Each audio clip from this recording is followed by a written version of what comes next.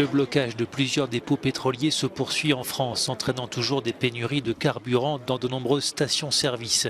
Les grévistes chez Total Energy et Esso ExxonMobil réclament des hausses de salaire face à l'inflation, tout en pointant les bénéfices colossaux réalisés par les groupes pétroliers.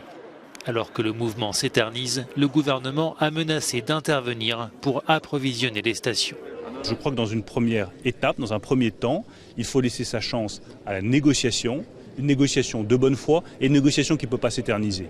Parce que nos compatriotes sont légitimement excédés, ils veulent une solution rapide, nous leur devons une solution rapide. Soit les négociations démarrent et aboutissent vite et les dépôts de carburant sont rouverts rapidement, soit nous utiliserons les autres moyens qui sont mis à notre disposition, y compris les réquisitions.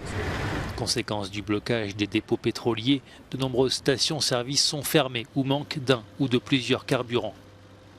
Quant aux stations ravitaillées, elles sont prises d'assaut par des automobilistes de plus en plus excédés, souvent obligés de patienter plus d'une heure pour faire le plein.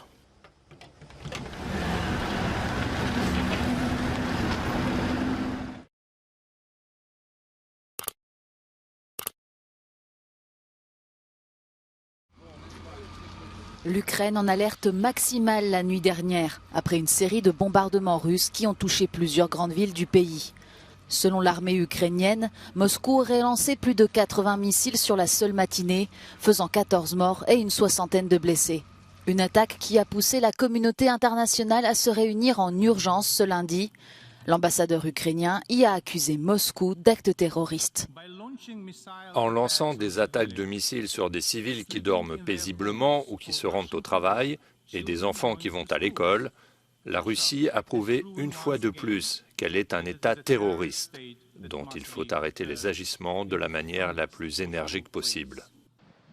Pour la Russie, il s'agit d'une riposte justifiée à l'explosion du pont de Crimée, survenue samedi dernier.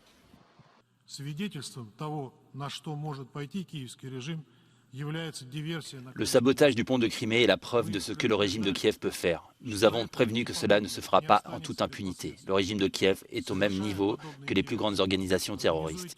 Il commet les mêmes actes de sabotage et tue tous ceux qui lui sont défavorables.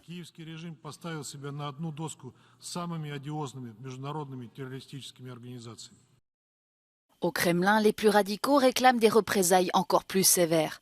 Parmi eux, l'ancien président Dimitri Medvedev qui appelait sur Telegram au démantèlement total du régime politique ukrainien. Un discours auquel Kiev ne prête pas attention. L'Ukraine n'est pas intimidée, mais au contraire encore plus unie. Rien ne peut arrêter l'Ukraine. Nous sommes encore plus convaincus que les terroristes doivent être neutralisés.